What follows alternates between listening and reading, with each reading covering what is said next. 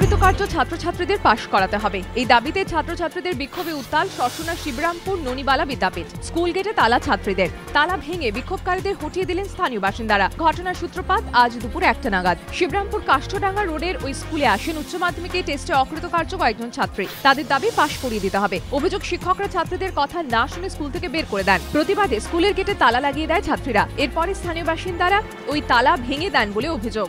অপ্রীতিকর ঘটনা এড়াতে শিক্ষকরা স্কুল বন্ধ করে বাড়ি চলে যান। স্থানীয় বাসিন্দাদের অভিযোগ, এরপর ওই ছাত্রীরা তাদের সহপাঠীদের ডেকে পাঠায়। তারা এলে সবাই মিলে চড়াও হয় স্থানীয় বাসিন্দাদের ওপর। স্থানীয় বাসিন্দারা সংখ্যায় বেশি থাকায় অবশ্য তারা পিছু হটে। এখন পরিস্থিতি নিয়ন্ত্রণে। ত্রিফলা কাণ্ডকে হাতিয়ার করে মেয়র ও পুরসভার বিরুদ্ধে আক্রমণ চালাচ্ছে বিরোধী কংগ্রেস ও সিপিএম। অভিযোগ, শহর জুড়ে ত্রিফলা বাতি লাগাতে গিয়ে ব্যাপক অনিয়ম হয়েছে কোটি কোটি টাকার দুর্নীতি।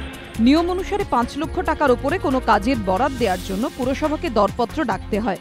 কিন্তু পুরসভা সূত্রের খবর, ত্রিফলা বাতিস্তম্ভ লাগাতে 27 কোটি টাকার কাজকে 540টি ভাগ করে স্পট কোটেশনের ভিত্তিতে বরাদ দেওয়া হয়। দরপত্র এড়াতেই এভাবে বরাদ দেওয়া হয় বলে অভিযোগ বিরোধীদের। পাশাপাশি যারা কাজের বরাদ পেয়েছে তাদের যোগ্যতা নিয়েও প্রশ্ন তোলে বিরোধীরা।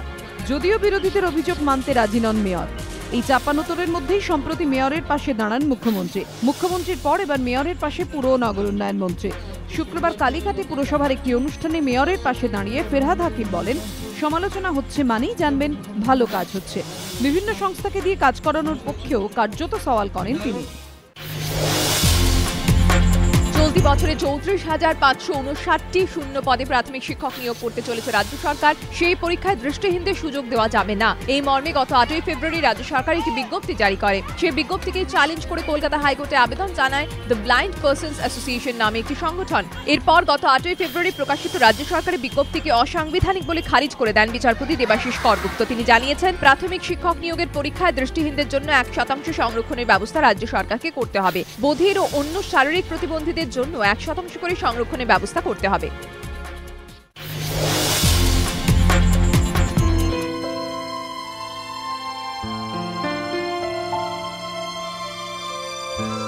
কারো কাছে তিনি ছিলেন গডফাদার, কেউ আবার তাঁর হাত ধরেই চিনেছেন টলিউডের অলিগলি। সে যিশু দাশগুপ্তর মৃত্যুতে শোকাহত টালিগঞ্জের সকলে। কেউ ভেঙে পড়লেন কান্নায়, কেউ স্মৃতিচারণ করলেন শুরুর সেই দিনগুলোর। শুক্রবার হাসপাতাল থেকে সন্তোষপুরের বাড়ি হয়ে ইন্দ্রপুরের স্টুডিও, টেকনিশিয়ান স্টুডিও এবং NT1 স্টুডিওয়ে পৌঁছয় প্রয়াত এই পরিচালকের দেহ। সেখানে তাকে শ্রদ্ধা জানান টালিগঞ্জের শিল্পী ও কলাকুশলীরা। যিশু দাশগুপ্তের প্রতি শ্রদ্ধা জানাতে এদিন বন্ধ থাকে টালিগঞ্জের সমস্ত শুটিং।